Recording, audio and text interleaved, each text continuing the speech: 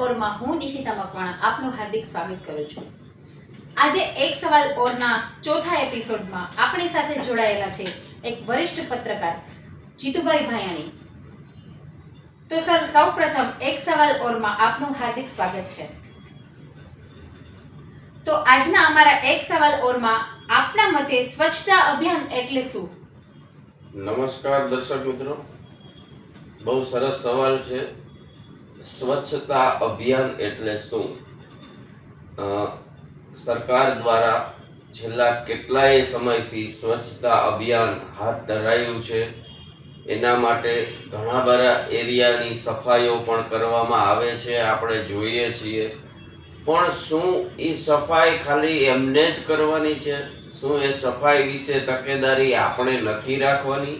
આપણી નૈતિક ફરજ નથી? આપણે સફાઈ રાખવી જ જોઈએ। આપણે સફાઈ આપણા ઘરના આંગણામાં, આપણી દુકાન બહાર તમે જુઓ તો જ્યાં ને ત્યાં જેમ તેમ કચરા ફેંકી દઈએ છીએ, વયા જઈએ છીએ, નાસ્તા કરવા જઈએ છીએ, ગમે ત્યાં ડીશો મૂકીને વયા જઈએ છીએ। તો આપણે ખુદ પણ આ સ્વચ્છતા અભિયાનનો એક હિસ્સો બનવું જરૂરી છે।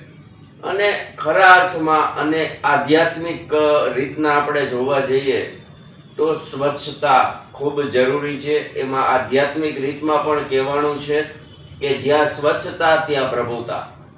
તો ખરેખર તો સ્વચ્છતા બાહ્ય પણ રાખવાની છે અને આંતરિક પણ રાખવાની છે। આપણે બધાય સમજીએ છીએ, એમાં કોઈને વ્યક્તિગત કહેવાનો મારો મતલબ નથી, મારો ઈરાદો નથી, એમાં હું પણ આવી જાઉં છું। આપણે આપણી અંદરની ગંદકી જ્યારે સાફ કરીએ તો જ ત્યાં પ્રભુનો વાસ થાય। તો આપણા આંગણામાં પણ માં લક્ષ્મીનું આગમન ક્યારે થાય?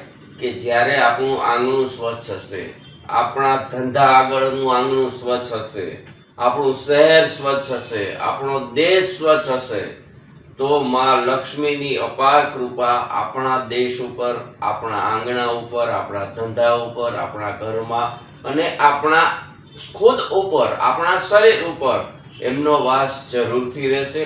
માટે જીવનમાં સ્વચ્છતાનો બહુ મોટો ભાગ છે।